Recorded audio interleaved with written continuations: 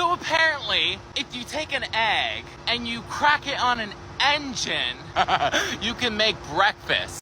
So I got the largest engine I could find. And we're gonna find out if this myth is a yay or a nay.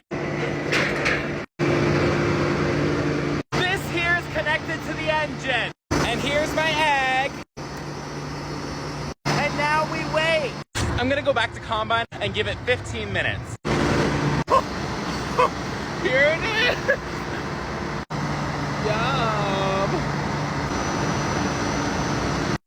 Okay, let's try it. So technically it worked, but that was so disgusting. I'm gonna give it a nay.